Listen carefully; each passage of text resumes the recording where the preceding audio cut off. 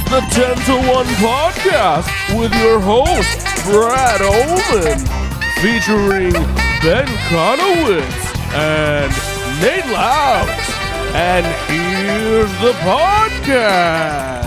Do you base that more on Daryl Hammond or Don Pardo? Oh, definitely Don Pardo. That's like Daryl Hammond is like he's quicker. Right? What do you got for that? Oh, yeah. Yeah, he does that. That's a pretty good Ego one. Nwota. I mean, Nate, I always knew he was doing Don Pardo. Did you not know that? No, I knew that. I just didn't know, as he's pulling from within a little bit and trying to say, Chloe Feynman. Does he want to bridge those gaps a little bit? No. Or okay. For me, the SNL announcer is always Don Pardo. Okay. Yeah, That makes sense. always will be. And no offense to No. Daryl Hammond. He's Why don't you guys like Daryl Hammond? Hey guys, welcome to the show. Yeah. That sounded very Pardo-y, by the way. You did a good job tonight. Yeah, Oh, it thanks. is. Welcome to the 10 to 1 podcast. We are a Saturday Night Live rewatch and recap podcast, and we've got my friends here, Ben Conowitz. Hey. How are you? Good, man. I'm great. And we got Brad Ullman from Slash Film, editor extraordinaire, also writes an article recapping Saturday Night Live each week for Slash Film. I have not read your article, but I'm excited to unpack a little bit of your thoughts. How you doing, Brad? Pretty good. Never read one of them. No, don't But do it. Have you really never read it? Never one, because I don't want to. I always watch it after his review comes out. Usually. And there's no opportunity for him to read it afterwards because it disappears. Well, no, because I don't. I already like it comes out on Sunday mornings or whatever it is, and I have to watch the show Sunday afternoon, and then I have my own opinions, and so yours no longer matter. All right. Really nice. So we've got a new episode of Saturday Night Live. Woody Harrelson is on this episode, getting his final 5-time jacket, right? But not the only person. No, you're right. I'm going to say it's his final 5-time jacket. Because I don't know if he's going to be on again. But Jack White, also 5-timer. Did you guys know this, that Jack White is the first 5-timer never to host? I did not know I did not know that. And I also, I don't. Do they give 5-timers jackets to musical guests? They don't. They don't. No, right? no. Well, they did this they week. Made Yeah. it, spoiler alert.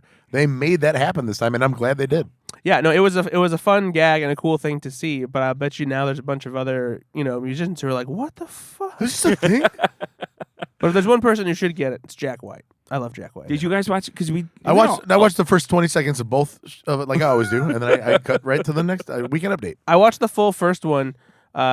I like Jack White's music, and so I was actually interested. But I was also fascinated by the visuals on the didn't ground. I was understand what was going like, on. how the fuck did they do that? Like, were they stepping on things? Were there things? So I think it was a combination. I think that they might have had an LED wall under them, but I don't know if that's entirely true either, because I think that the first one might have just been like a lighting trick, but I really don't know. But it was really impressive. Yeah, no, I liked it very much. Yeah. Anyway, we're getting sidetracked. Guys, Woody Harrelson. He hosted with Jack White as a musical guest, and we're going to talk about the episode here, which we'll just say right off the bat, pretty rough. So buckle up and get ready for some not so hot takes, but it's going to be hard to hear if you're a Woody Harrelson fan.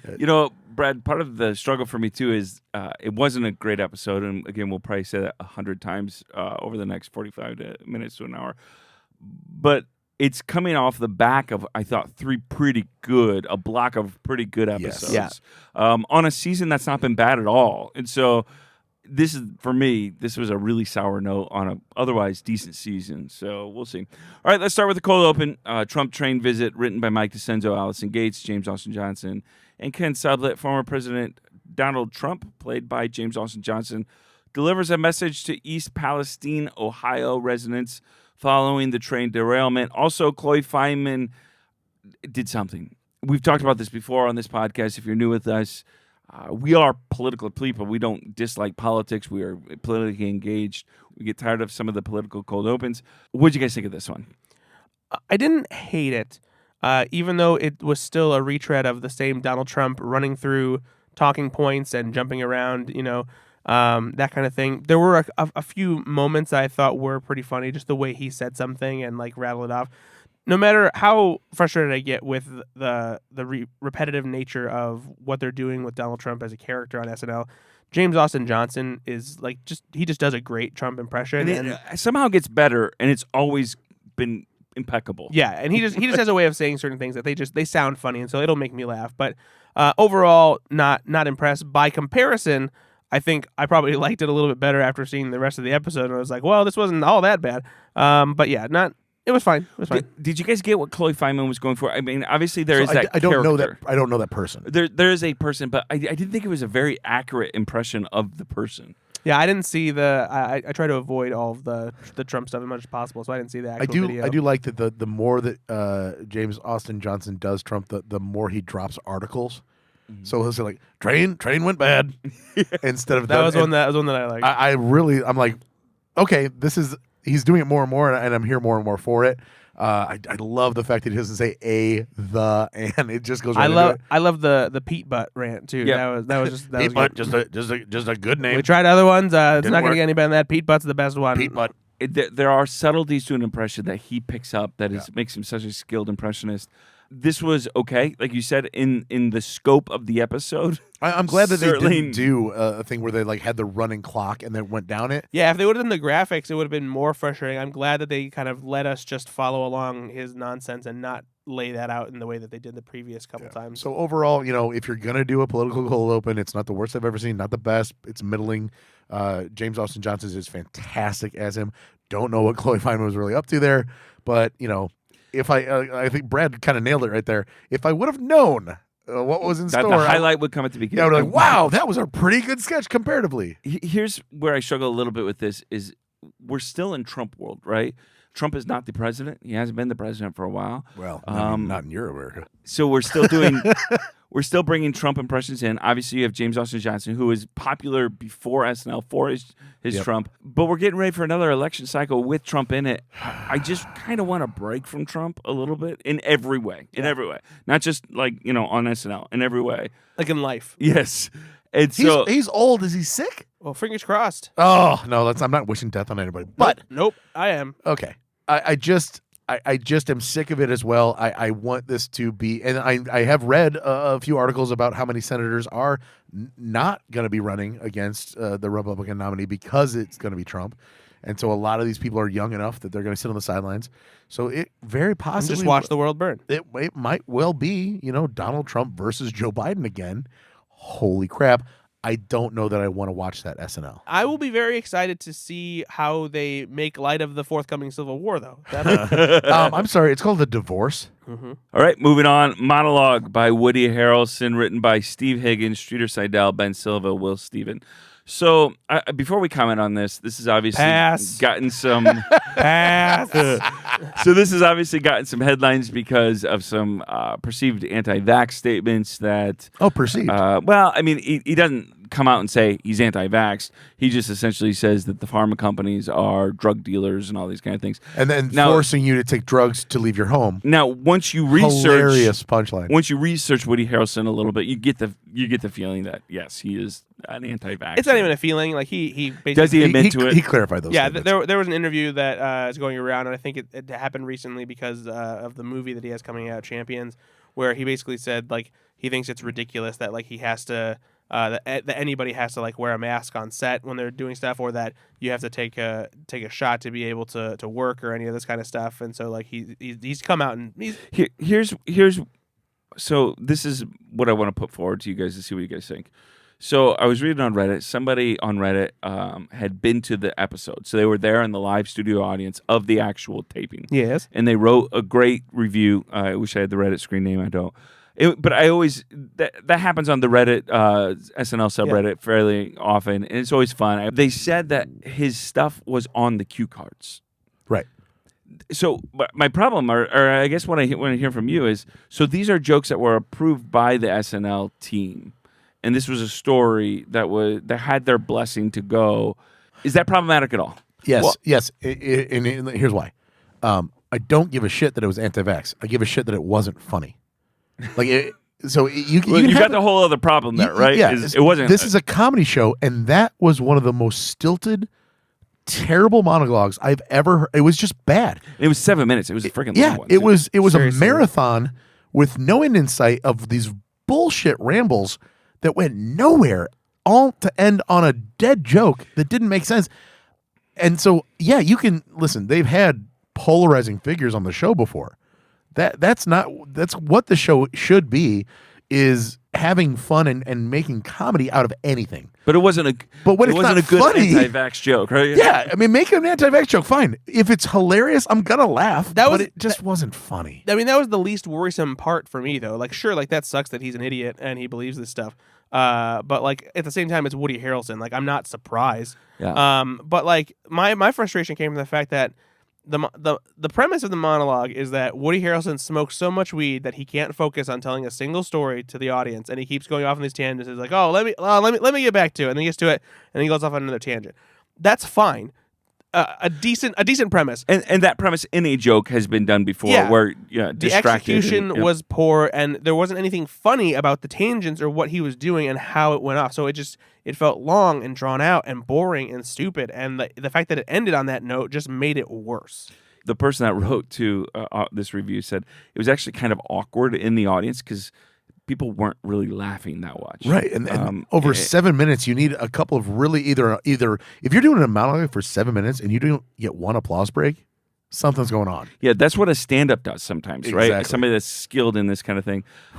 It wasn't good. I would vote it as, for me, the worst monologue of this season. Would you guys agree? Yeah. Oh, yeah. I just can't remember the last time I've Maybe seen since we started a doing worse it. one. Yeah, again. And we've had Kim Kardashian. Kim Kardashian was on. And honestly, I'm going to go back and unfortunately watch it again and be like, yeah, hers was better. She tried. Yeah, she did something. All right, moving on. Jail scene written by Mike DeCenzo, Jake Nordwin, and Ego Nwodim. A visit between a prisoner played by Woody Harrelson and his wife Chloe Fineman gets interrupted by two officers played by Ego Nwodim and Kenan Thompson. Thoughts of this one? It was fine. For a split second, I got excited because I thought they were going to do a sketch based around him being Carnage in the Venom sequel. And then no. No, like this is one where like it felt like an amusing premise.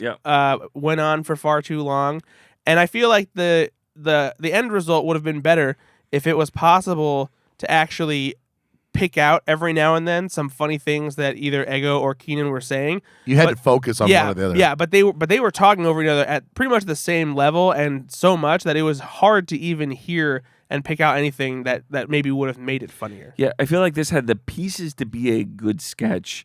It never really worked out for me, but you saw where they were trying to go with some of this. I don't mind. There was some funny. I don't mind this attempt at all. Yeah. Right? This is a different style of premise. Like you normally don't see two characters truly talking over each other, and this is why. Right? Like you just said, you need to be able to suss out what they're actually saying. So even if there was just a slight breath, so that you could kind of hear one of the jokes.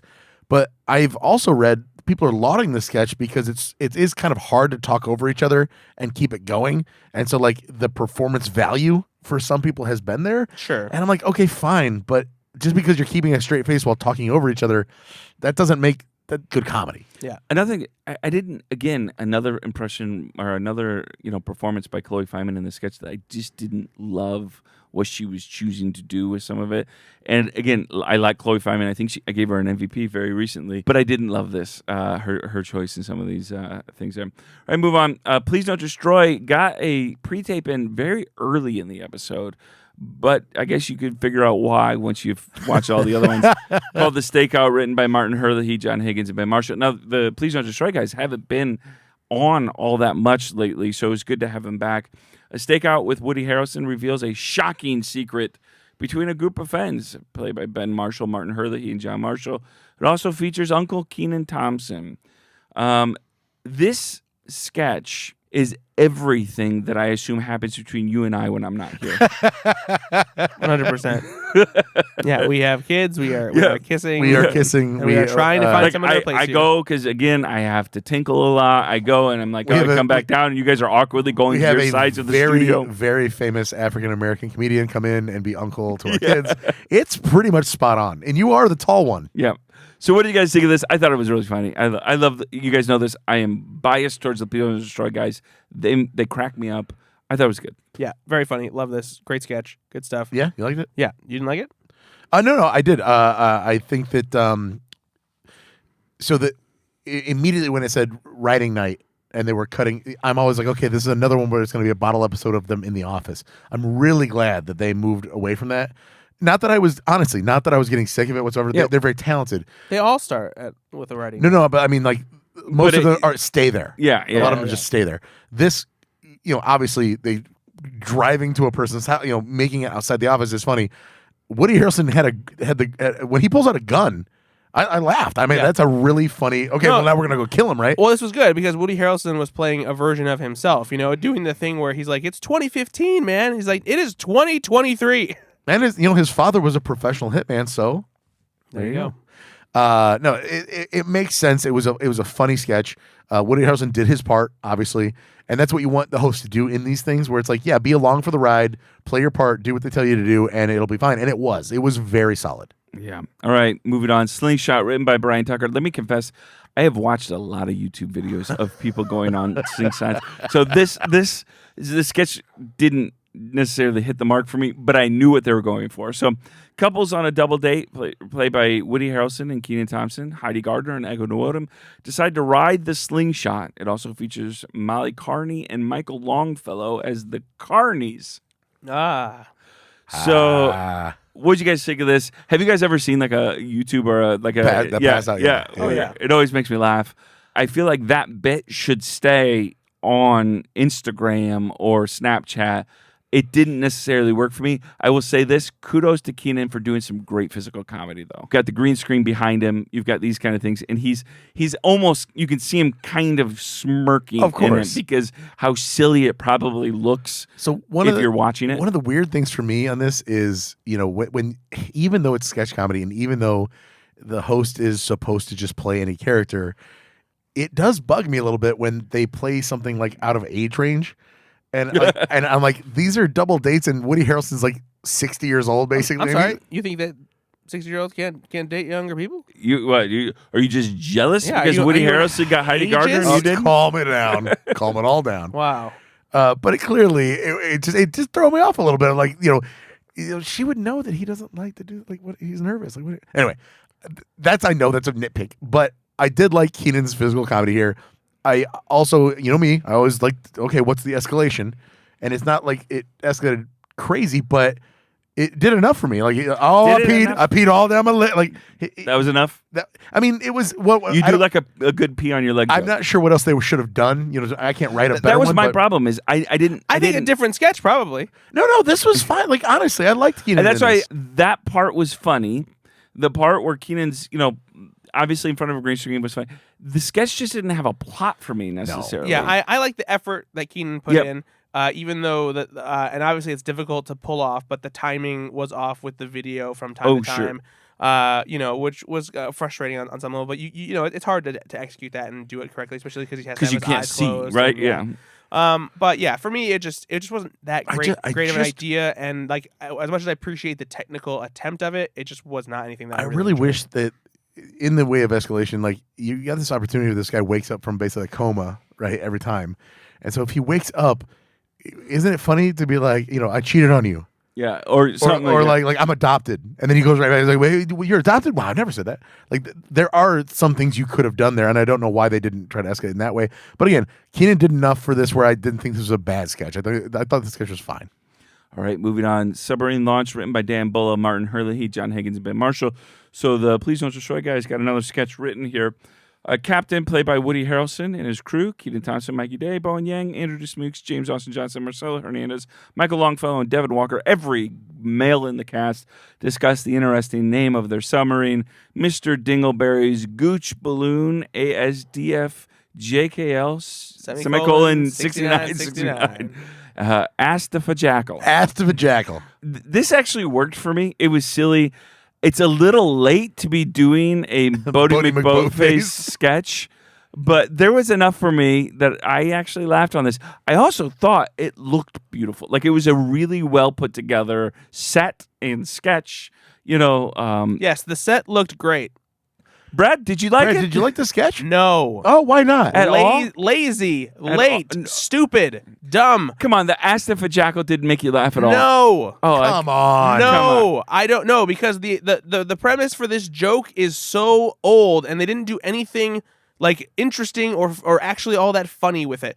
And honestly, I one of my biggest frustrations with this entire episode, and this is the worst offender, is that Woody Harrelson isn't doing anything special in any of these sketches that anybody else couldn't do. Yeah, they didn't need him. It in feels this. like most of the sketches, other than the two where he was himself, essentially, they basically had sketches sitting on a shelf, be like, okay, these are the sketches we can use when anybody is hosting, and they'll work entirely. This felt like that. Tell me this. So go back to where I don't even remember when Boaty McBoatface was, 2015 or something like that.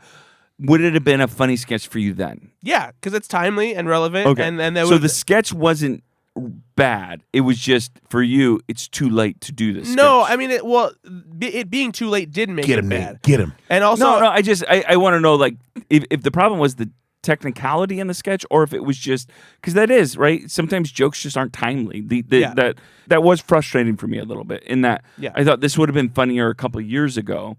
But I tried to spend some of that and say, but there was still enough jokes in there that got me to laugh. No, I did laugh at this, and I also thought that when he answers the phone with his wife, I mean, obviously he did a terrible job of delivering the lines, but that's a funny premise too. It's like, and why is she leaving me? Like, that is he's always that guy. Okay, that can be clever, but it was not executed well at all by Woody Harrelson. no thanks. And why did we not like this sketch? It was bad. All right, moving on. Pre-tape, Cologuard, written by only Colin Jost, an advertisement for a colon cancer screening product, which is a real colon cancer screening product, goes off the rails. This wasn't Jake from State Farm, but it was a decent ad. This is great. Yes. And so I again, a bright spot in a they've bleak done landscape. some really good ad parodies in this season. They've done a couple of them now. Unleash on me, daddy. And this was funny. This was, though, awkward to watch with my 12-year-old. I bet it was. Who is now watching SNL with me, and I'm like, oh man, crap. this was, and he looks at me and just starts laughing. No, this was great. Yeah. This was great. Good voice work, good animation, had really funny stuff, because the premise itself is very entertaining, and having these Cologuard boxes talk to him and like just constantly saying unleash in me and everything.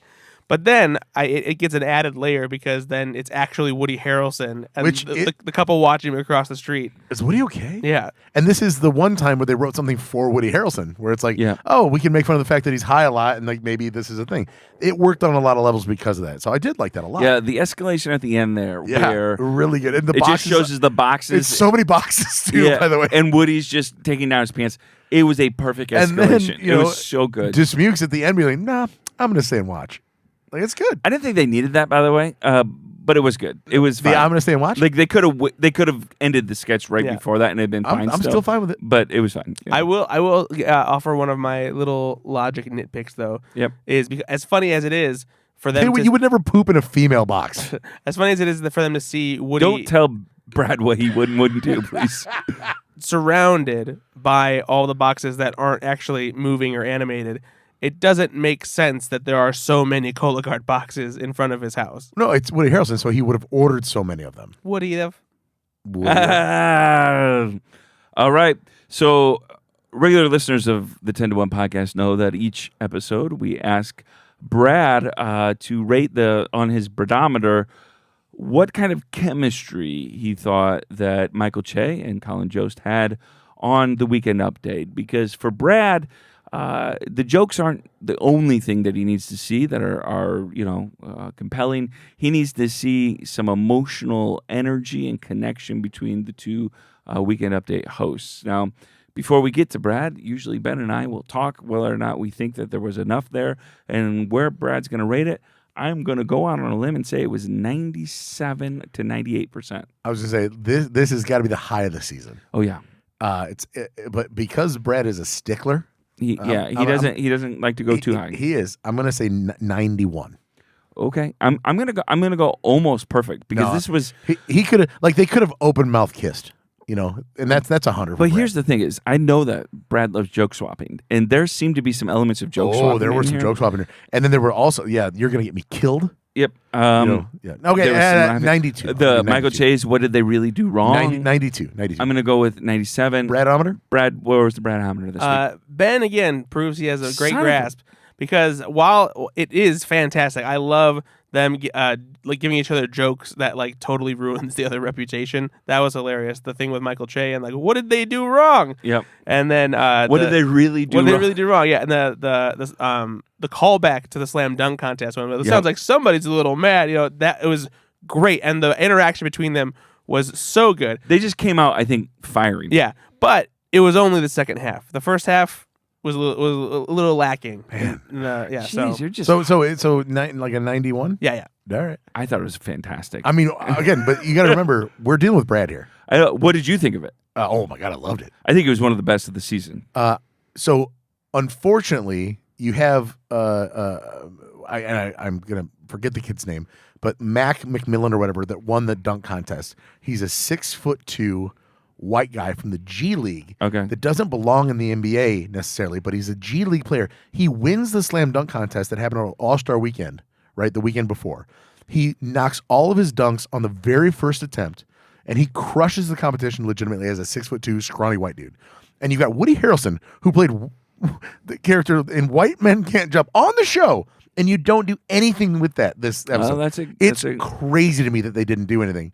But the jokes at least were fire on Weekend Update. Yeah, Weekend Update. So I didn't think that necessarily the guests at the desk or anything. To Let's write home move about, on to those. but- So Weekend Update, Bill Walton on LeBron James and the Lakers, written by James Austin Johnson, Josh Patton, and Brian Tucker. I did see on Twitter that Brian Tucker said that James Austin Johnson essentially had never even heard of Bill Walton 2 or 3 weeks ago. I love that. He watched a bunch of YouTube, but also read Bill Walton's book to get in his head.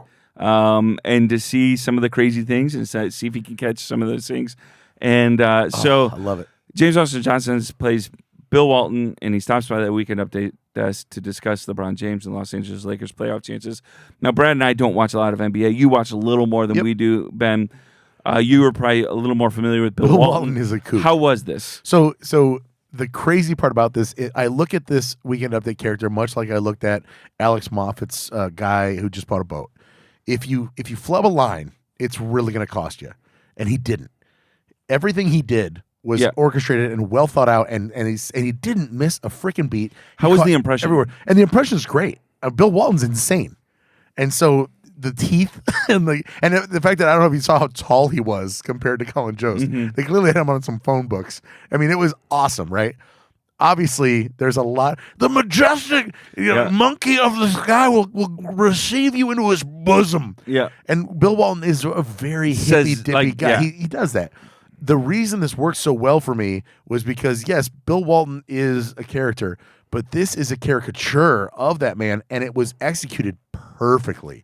And there could have been maybe some funnier jokes in it, but my God, the perfection of which he delivered it was impeccable. It was so good. What did you think, Brad? Did you not like this one? No, this was one that I was like super tapped into. Anything I liked James Austin Johnson's performance as Bill Walton. It did kind of remind me of Ric Flair a little bit. Sure. But yeah, he was can pivot next episode. he was fun. He did a good job. I did appreciate that. In all the chaos, he didn't drop any of his lines or flub anything, which was good. But I just wasn't in love with this. Yeah, there's sometimes, especially it seems like Weekend Update does this because again they get a little more niche on Weekend Update on some of their guests and some of their impressions and stuff like this. This didn't seem, because I'm not a huge NBA fan. I don't dislike the NBA, but I stopped watching in like 1999, and everything I know just know from ESPN highlights. Right? Sure. And so it felt like, on one hand, I saw an incredible performer that I could tell was doing an incredible performance that I didn't get. But fully. I don't resonate with. Yeah. No, that's fair. It's super It's fair. so, like, I can live with both of those and say, I bet it was written well. I bet it was executed well. And if you guys, it's one of those things it's where just after the not fact, for me. if you watch Bill Walton like a little bit on his commentary, you're like, oh, I get what he was doing. Exactly. And so somebody like you that has seen Bill Walton on ESPN or so TNT, fun. whatever it So is. fun. All right, moving on. Gina Bianchi on The Joys of Motherhood, written by Jimmy Fowley, Heidi Gardner, Allison Gates. And did we decide, is this Sierra or Kiara? I think it's Kiara. Yeah, didn't you say that you learned that? I think it's Kiara O'Sullivan. Yep. Oh, but my son. So this playing Ben's mom. Hashtag boy moms. He's 38. Get this. He's writing. Oh my God, he's writing checks out of my wallet. So this was a sketch, again, kind of a little bit like before.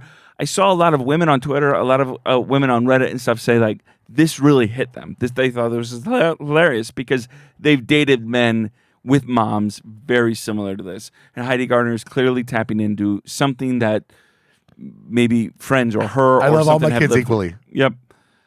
What did you guys think of this? Her performances sometimes, to me, seem pretty similar. Her impressions. Especially the characters who are gushing about Yep. something. Yeah. So That's very true. what do you think of this, Ben? So yeah, I mean, you know me, I love Miss Heidi Gardner, incredible. But yes, they are blending together a bit now, where it's the touching of the host, right? Michael and Colin, and Yeah. it's very and for this specifically, too similar. Like I get the premise; it was a funny enough gag, but man, there's got to be some differentiation there. It was it wasn't too far removed from Colin's aunt. Yeah. Yeah. Yeah. Colin. And or the boxer's, girlfriend or whatever. And when you put them side by side, they tend to sometimes look a little similar. It blends a bit. Not to say that I didn't enjoy watching it, because The concept was funny. there's enough funny there, there's yeah. enough there. I just always wonder, like, even with the Bill Walton thing, and I know I just gushed about that, but like, these are the two Weekend Update characters they chose. Man, that's it. Those are the two. Like, there's nothing. There better? was a Cover Time one. I can't remember who it was. Maybe it was Sarah Sherman, because she wasn't on the episode that much. No, she was not. She voiced a box. And she was did. in the old person in a sketch coming up soon. But Coming soon. so after Weekend Update, there was a tribute to longtime production designer Eugene Lee, who died February 6th. And I wanted to mention him a little bit because he kept on working until he died, and he was in his 80s. He was still in SNL. And other than those 5 years that Lauren left, he left as well. He was with the show the whole time. Wow. And we sometimes do talk about production stuff here, our production design, set design, these kind of things. The people that are doing so much of the work, Are for in their the 80s. for the performers to shine on Saturday night, are these people that, again, Eugene Lee, these kind of people that you don't know their names, you couldn't point them out on the street, but he helped build this show into what it is today. So, Yeah, no, he passed away almost a month ago, and I'll tell you, in the last month, the show has just not been that good on production design. So we miss you, R.I.P. Eugene. It is interesting though. This season they've shown a couple different, cameos of different, people, set design or different staffers, these kind of things, and a lot of them have been with the show for 30 to 40 years. Yeah. The whole time. Yeah, You know? and so at 50 years, we've talked about this a little bit on the show. We don't know what's going to happen, whether they're going to just end it. I doubt they will, but They won't. with Laura Michaels might retire then. I mean, what is he? What Lauren is what? 98. 78 years. He's I not mean, 98. no, but he's like 80, right? I don't think so. I think he's like in his early 70s. That's what I would guess. Nate, is he 80? He is 78. Okay. He's in his early 70s. Hey, What's the difference? His breadometer's broke a little bit now. I'm not good with the ages. Who's older, Biden or Lauren? Well, Biden's 81. Okay, so he's got a good 3 years left before he can run for president. But it is interesting, though, because at that 50 years, I'm sure a lot of these guys are staying around in those. Yeah. But until then, it'll be interesting to see how many of them change at that 50 year and how much the show on the back end changes. I as honestly well. feel like every single person that is on the staff, not the crew, or not the cast, but the crew, all of them will do what Lauren does. If Lauren leaves, you'll see a mass exodus. I really do feel like they feel like they're a part of the show because of him. And so if and when he does decide to leave, you're going to see a huge changeover in crew. All right. That's my personal opinion. There you go. Next up, The Hippo, written by Martin Herlihy, John Higgins, Ben Marshall, Streeter Seidel. That's the third sketch these guys have written in this episode. A lead actor played by Woody Harrelson struggles with his film getting canceled. It also features Mikey Day, Edgar Odom, Chloe Fineman, and James Austin Johnson. So this is a playoff of the newer film, The Whale, that Brendan Fraser does not gain weight for, but has I think a bodysuit on, correct? Mm-hmm. This was, I thought, one of the better sketches of the night. There was enough there. It didn't come together, the whole of it, to me, for perfectly. I thought Woody was this is one of his better performances in this episode. The whole idea, because we're used to actors, and some actors do gain weight for roles. Sean Astin famously did for Lord of the Rings. He gained some weight to play a Hobbit. These kind of things. Typically, that's definitely the most extreme example. Yeah, but typically it's somebody that's losing weight, right? That is getting into great shape. Christian Bale gained a shitload of weight to play Dick Cheney. But he was the other one. He was the one I was going to bring up. For the Machinist. Christian Bale just keeps on swinging. Well, now he won't though. He said he's after Vice. He said he's done. But But yeah, he did Machinist, and then he bulked up for Dark Knight, and then he lost. What was the one that he lost? Like he was down to like 100. Machinist. Rescue Dawn. He lost a bunch for Rescue Dawn too. Yeah, there was one of them where he was like 130 pounds. The Machinist was terrifying. Yeah, and I remember he was like all skin and bones. I remember reading his quote unquote diet for that, and there's no healthy way to do that, and so the doctors wouldn't give him any advice. So he was like, I ate an apple and a yogurt every day, and that's all I had. One apple. Literally starving himself. Yeah, exactly. And then like the next film was like Batman. Yeah, he's like, well, Dark Knight better be like 225 of pure muscle. Yeah. So what did you guys think of this sketch? Did it hit you guys? Was there enough there to make you like it? Did you not get it? I appreciated the concept, the premise of it. The idea of listening to all these other people talking about their quote unquote sacrifices while he gained 400 some pounds for the role. I didn't think Woody Harrelson was necessarily all that great. I felt like he could have done more with it. Like he was kind of on the same level the entire time, just like vaguely forlorn about the whole situation. Woody Harrelson was not a good host. Yeah, so like that was the most frustrating thing to me. Is I feel like they could have done more with that, and how there was similar to the frustrations we have in other sketches. There wasn't really any real escalation. Yeah, that was the one problem there. The forlorn thing, though, he was kind of, I thought, a little bit not apathetic, but a little bit kind of like you said, forlorn the whole episode, or just kind of down a little bit. But for me, it worked in the sketch. This was the sketch you want it to be, because he's realizing, But that's why I didn't think it worked very well, because it's like, okay, he's not really doing much. He doesn't have to do here. anything else that he did at the other sketches. Even after he sits down and like, well, I mean, you got the Marvel movie. He's like, yeah, no, I think that ship has sailed. Like he's still not even mad about it. He's still kind of processing the whole time. Where Ego Nwodom's character shadowed a psychiatrist for 2 weeks and was more mad about it. Didn't get paid. Yeah, and I see what they were doing there, but again, if you're gonna have that dichotomy, have the dichotomy. Have somebody really upset about it, or at least escalate to that. But yeah, did you not like this one? No, I mean, again, on the scale of what this episode was, I thought it was one of the better few. Absolutely, I didn't mind the sketch whatsoever. For a meal covered in shit, this had just a little bit of shit on it. It put a little salt on it. It could have, of course, been better, but I liked the premise. I liked the three other people in there. I liked the director. Also, the line where Mikey Day said that he had 28 friends. Yep. That was he says funny. 29. Yeah. And he's like, wait, I wasn't even one of your friends? Like, that was really funny. Yeah. All right. Final sketch of the night, and then we'll get to the cut for time.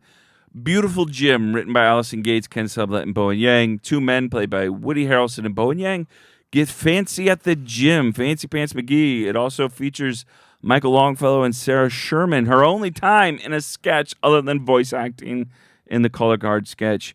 What did you guys think of this one?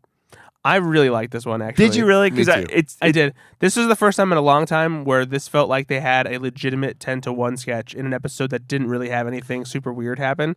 And I wasn't expecting to like it. Like when they had the title card introduction, I was like, "What the fuck is this?" But it turned out really funny. Like it just had a lot of nice little touches. It almost felt vintage for me. Vintage SNL. Like it did feel like something that could have been like in like the late 90s or something like that. The gym's so nice. It should be called James. Yeah, that was a great great line. The cobblestone treadmill was a really, really funny thing. There was it kept getting more and more absurd, and I really appreciated that. Yeah, me too. All right, let's go to the pre-tape now. Or sorry, the cover time sketch that is a pre-tape. If you don't know, SNL, they create a bunch of different sketches for each episode. They whittle them down. Then they do a dress rehearsal where they probably have an extra 3 or 4 in the dress rehearsal. They cut the ones that don't work. But they always record the dress rehearsal. And they record them. And if we're lucky, sometimes they'll post them on their YouTube page. They don't always, but sometimes they do. Sometimes they don't because they might use them in a later episode. Yeah. But they did post one this time because Woody Harrelson is actually in this sketch. It is a pre-tape called Musical Promo, written by Allison Gates and Ken Sublett. Woody Harrelson and Kenan Thompson and some other ones play. Essentially, it's a musical about singing to yourself. The songs that we sing when we're by ourselves about different things. Did this work for you or not? I thought this actually should have been in the show. It was better than some of the other sketches. I was gonna say, like, Yeah, I agree. yeah, It wasn't the best, but when you watch some of the bad ones that were there, I thought, why would they cut this one? Yeah, this one I felt should have been in there. It wasn't perfect, but I enjoyed it. It hits close to home for me because I love coming up with stupid little songs to myself, and even with other people, I do it all the time. Yeah, if you've listened to our other podcast, Go Flix Yourself, you'll know we like to sing little songs. Yeah, love doing stupid little songs, and this was an entertaining little sketch. Yep. Oh yeah, it was fine. I thought Keenan was great in this, by the way. Yes. Some of his were just my favorite parts of it. Hey, before we get into MVP and Sketch of the Night, I wanted to do a little short game here with you guys and our listeners. So we've got 2 new 5-timers. We won't count Jack White there because he's a 5-time musical guest. Woody Harrelson is now a 5-time host. And Scarlett Johansson did come out to give him the jacket. So what I want from you guys is to see how many. We'll go 1 to 1. So let's say Brad will go first, then Ben, then back. How many 5-timers can you guys name? Okay. Okay. Right, wow. Brad, go ahead, start. Steve Martin. Steve Martin. Okay. Do you know how many times? They just did it recently, and it's 16. Correct, 16. Ben. I will go Alec Baldwin. Alec Baldwin, yes. Do you know how many times? I'll say 14. No, 17. Ooh. Brad. By the way, you guys just picked the 2 that have been on the show the most, 16 Yes. or 17 times. Tom Hanks. Correct. Do you know how many times? I'm gonna say 9. Close, 10. Ben. John Goodman. John Goodman, yes. I'll How say many? 7. No, he's at number 3, 13 times. Whoa. Oh. Yep. Brad. Candace Bergen. Okay. How many times? I'm gonna say 7. Incorrect. 5. She's Oh, just a just 5. 5, okay. Yep. It's 5-timer. But good job. Yeah, it's good. You guys are doing great. All right, Ben. You guys are doing great. Nobody's guessed any that aren't on here. You know, So I'll say Woody Harrelson. you can't guess Woody. Why not? Was he not part of the 5-timers club? You know what? Fine. Okay, fine. Scarlett Johansson. Correct. How many times? 5. Incorrect. 6. Damn it. Brad. Justin Timberlake. Yep. Correct. How many times? 7. Nope. 5. Oh. Ben. You Dan guys are doing Aykroyd. great, by the way. Huh? Dan Aykroyd. Dan Aykroyd is not on the list.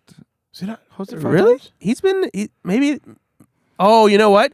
Is he just in He's the always skit? the bartender. in the bar. I think he's always the bartender. Yeah. Yeah. Oh, well, I'm out. So, no, I mean, you can still go, but you didn't get that Nope, many. he's out. Brad. Wait, hold on. Let me think. Let me just think if there's somebody else I can come up with. Okay, just give me a second here. Brad. You know, you guys are Chevy so- Chase. Chevy Chase. Yes. How many times? 5. 8. Oh, all right. Ben. Oh, I thought it was out, but now I'm back. I mean, in. Cool. I'm back in. Thanks, buddy. Okay, let's go with How about? No. No, yeah. Don't do this. Brad's Yeah, got some more. We're not there. Yeah, we're not there yet. Don't do it. Don't do it. All right. 5-timers club. SNL. Yeah, no, that's Christopher that's the Walken. game that I was going to give you. I need more cowbell. Yep. How many times? Oh, yes. I'll say 8. Close. 7. Brad, do you have any more? Paul Simon. Paul Simon is not. on there. Really? I Nope. thought he was. I No. thought he only had done it 4 times. I think he's only done it 4. Oh, bummer. Okay. I think he's been on the show other times. Yeah, but not yeah, as- yeah. Yep. Who is Paul Simon? Is famously Lauren Michaels' best friend. Elliot Gould. Elliot Gould. Good guess. Yes. How many times? 6. Correct. Brad, do you have any more? Paul Rudd. Correct. How many? You should know this because he's been a 5-timer since we've been hosting this show. Yes, it is. I believe it's technically 4.5. Yeah, technically 5.5, but it's 6, isn't it? No, it's 5. It's 5. Is it 5? Okay. No, That's it was. exactly right. We felt really bad for him because His 5th time was shitty. it was a Oh, that's- COVID oh, yeah. closed down. It was So- COVID closed down, right? So that's what it was. But they brought him back as a guest spot and they gave him. Yeah, but he wasn't a host. Yeah, Yep. All right, you guys. Let me see. We've got 1, 2, 3, 4, 5, 6, 7, 8, 9, 10 left. Whoa. How many more can you get? Gosh. There's 10 more people that have hosted. Yeah, 5. so this actually is I'm an gonna assume ongoing conversation to say There was an article. I don't know if you read this. They should cancel the 5-timers club because it's not big. It's not elite enough. It needs anymore. to be the 10-timers club. Yeah, That's what kind of, people okay. need to be reaching for. Yeah, you have any more? I mean, I'm gonna assume that like back in the day, you're gonna have quite a few from the 70s who were maybe cast members when they hosted at the same time, things of that nature. Like I'll say, how about Eddie Murphy? No. Eddie Murphy famously did not come onto the show until recently again. Yeah, I think he's only hosted twice. So there were some people though that were like on the cast, and then they No, hosted as well. you're missing some. I will tell you this: some of the 10 are former cast members. Yep. Bill Murray, Bill Murray, correct. How many? 6. 5. Will Ferrell, Correct. How many? 5. Correct. Most of I think everyone you have now is like 5. Yeah. All right. Any more? Fancy. Oh, so many fancy things. Go for it, Brad. I know you got one, buddy. I don't know if I do actually. It's tough. It's slim pickings I out can. there. Yeah. I No, can Slim Pickens did not host Even 5 though times. there's 9 of them out there. I will tell you this: one is a former cast member that is just Part of had the cast. Had a child not too long ago with a very pretty woman Pretty woman named walking Olivia. down the street. Pretty woman. Oh, really? Already? Yep. All right, Jason Sudeikis. No. I mean, what you just said fits the I know. parameters. I just realized it does. Olivia Munn. No. John Mulaney. Thank you. I knew it. Has hosted 5 times as well. I'm That's like, funny. wow, that really does work. But no. No, Also, actually, you're wrong because John Mulaney is not a former cast member. is a writer, but Tina Fey, Correct. 5 times. 6. Damn it. Okay, think of I'm tapped out. That's okay, really yeah. all I've Do you got. have any more? 'Cause- No, I don't think so. all right, I'll give you the rest of them that you have not gotten. We'll start with the most. Drew Barrymore has done 6. Ah, there we go. Oh. Yep. Danny DeVito has done 6. Wow. Oh, he should come back. Yeah, please. Jonah Hill has done 5. Ooh. And Dwayne Johnson has done 5. There you go. Really? Yep. Melissa McCarthy has done 5. Yeah, there Okay, it is. okay. And All right. Ben Affleck has done 5. All right. Okay. I'm not mad at those misses. No, like that's, yeah. I'm a little mad at The No, Rock. you I guys should did- have seen that You coming. did pretty well. Those are. I'm very, very proud of you. I would like to see Emma Stone get her 5th. Yeah, I wonder. I should have done a who's on and their 4th. then, You know. Charles Barkley. I would like to see him get his 5th. Mm-hmm. Chris Hemsworth has done 3. I would love to see him do 4. Yeah.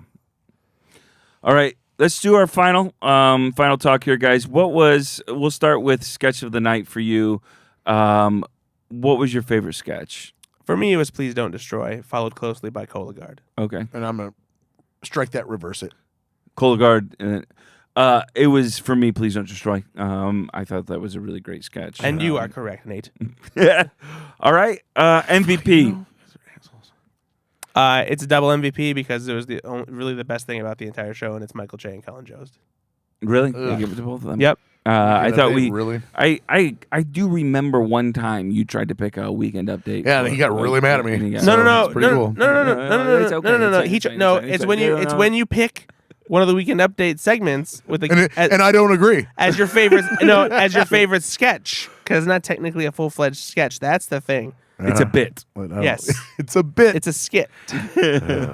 All right. I'll give it to Keenan just because of the physical comedy. The passing out was really funny. All right. I'm going to go with since Brad picked 2, I'll pick 3. I'm going to go with the Please Don't Destroy guys.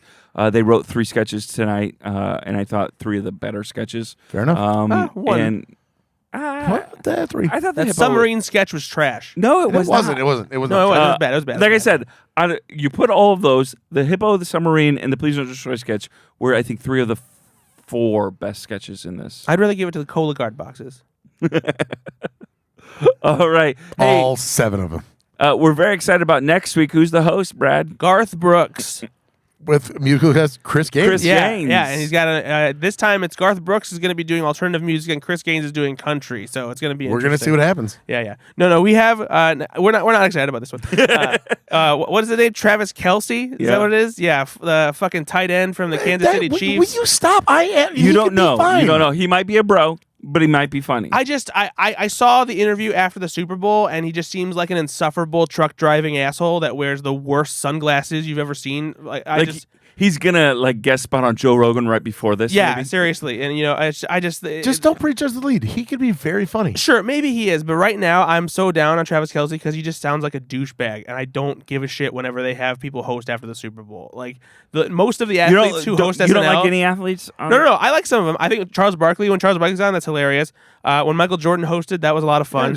Peyton Manning. Peyton Manning is easily the best athlete by far. But I would have him back in a heartbeat. 95% of the athletes they have host SNL suck. So I'm not excited. 95%? Name more good ones. Go ahead.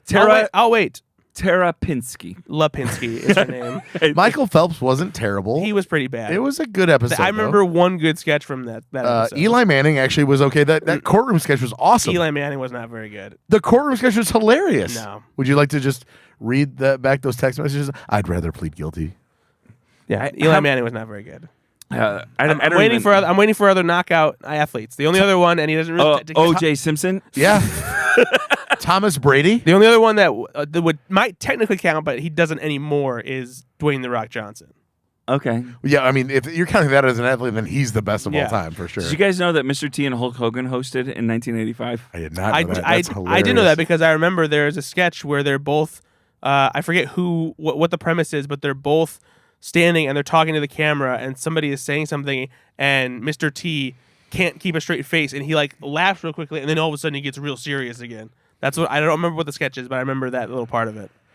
Do you guys remember in 1994? I remember this. George Foreman hosted. Nope. I do remember that. Actually. I do remember that one. Yeah, I do remember that. Deion Sanders in '95.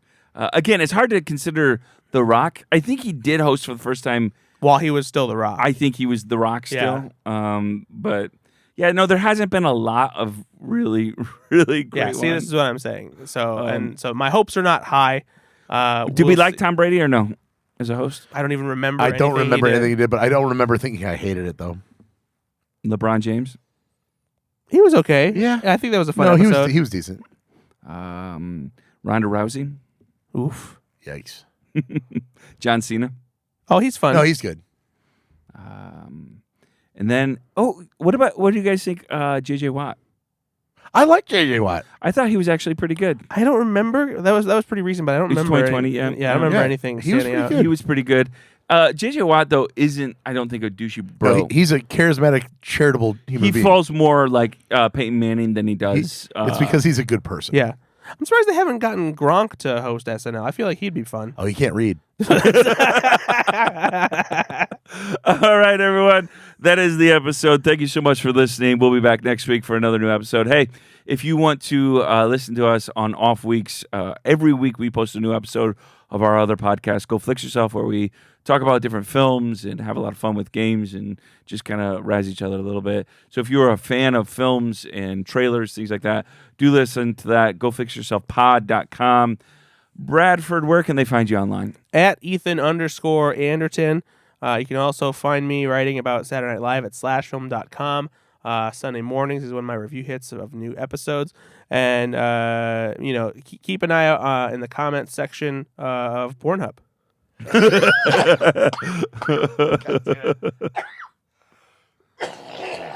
Yuck. That was Jesus. I was really trying to just... That one's getting in edited. Sounds like you cuffed up a cup of cheese sauce. I was trying to keep that one in, but it made me laugh. God damn it. Oh. All right. Ben Conowitz, where can people find you? Oh, man, I'm all over Twitter, guys. I posted 2 tweets yesterday. Ooh. None of them went viral. And I didn't get I didn't get one like. The only people that like my tweets are you, Ben. You know what? And I retweet you as often as I can. I really do like that. Actually, I wake up and I go on, and I don't have the Twitter app, so I go to my browser. Yeah, I don't have. And I open it up, and it says 3 a lot of times. And when I open it up, it's normally you, and I'm like, oh. Like, it makes me feel really good. So thanks, buddy. I do appreciate that. So if you're listening to this, at Ken Bonowitz, just throw me a pity like. Throw me a bone. Throw me just a pity. I got 6 followers. Please. Anyone other than my mom and Nate, please just like my stuff. Nate doesn't like to retweet me. I don't know if it's because I swear too much or That's not true. I retweet you, and I'm the one that runs the 10-to-1. You retweet me from our Twitter accounts, not from the Nate Laux account. No. Why would he? Why I would got he? a reputation of It's true. Hey, guys, if you're in Northwest Indiana, And make the trip. Full Tilt Arcade and Pinball, located in LaPorte, Indiana. It's a good time. Yeah, if you're in the Chicagoland area, come over. Honestly, it's worth your time. We have and then come and say hi to us. 23 pinball machines. We got 40 plus arcade games. It's a lot of fun. Make the trip. All right, you can find me on Nate Laugs or at Nate Laugs and on all of the different sites. Also, I want to encourage you to find us on our YouTube page if you want to listen to episodes there, and we try to put little clips and stuff like that. But yeah, go to the 10to1.com and you can find our Twitter page and our Facebook page. We really do enjoy all the interaction that our fans give us and our friends on all of those and talking about this. I will say we posted on Facebook like, hey, what was your favorite blah blah blah. Now we're actually getting comments. Yeah. Before, like, honestly, radio silence. Now like 3, 4, 5 people are commenting. Yep. I love it. I love reading them. Yeah, same here. I love it. I love it. All right. Well, thank you so much for listening. We'll be back next week. Please do share and rate this podcast. Be good to yourself. Be good to others. Bye-bye.